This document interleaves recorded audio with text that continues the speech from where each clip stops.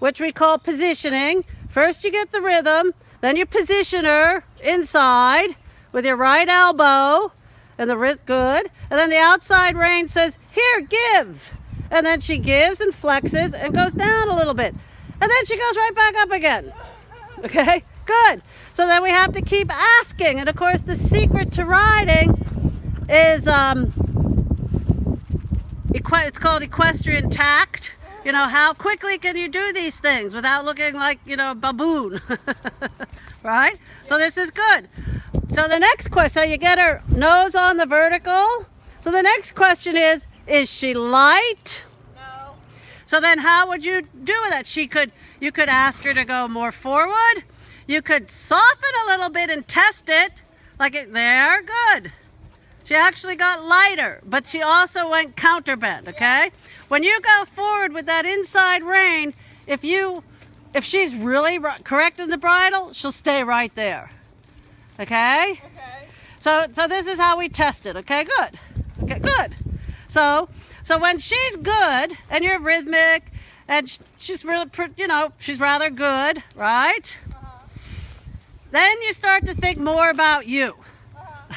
Are your thumbs up? Are your hands pressed down? Right. Whoops. Fell behind the action there a little bit. Okay. Not that we don't want to be thinking about you all the time. Yeah, I know. Okay. Good. But see, so that she's got her little fancy trot going on. Is she in front of your leg? I think so. Well, Almost? she's under tracking by about a stride. Okay. Okay. So at what I call the Kristen Herman School of Riding, I would like the horse to be soft in the bridle, rhythmic from behind, you know, and then I'm going to ask the horse to go more forward, because when I will ask it to go forward, I want it to go forward into the bridle. Yeah. Most people will tell you to go forward and then get it into the bridle. But this particular horse, she's just going to go flailing around. More important. And she's going to lose her balance, and you're never going to, it'll be a big mess, okay? Okay. And that happens a lot with a lot of horses, okay? And they wonder why they never figure it out. So when you get her what I call relaxed, rhythmic, and round, that's when we start to play with other things like leg yielding, shoulder in, sitting trot, sending the horse forward, bringing the horse back, right? Good. Good. So in this trot, because this is a nice trot, let's go ahead and see if you can get her to stretch down. So when you when you open your fingers, she should chew the reins down. But notice, Heather, how her nose keeps going to the left, right? Yeah. Yeah, that's her thing.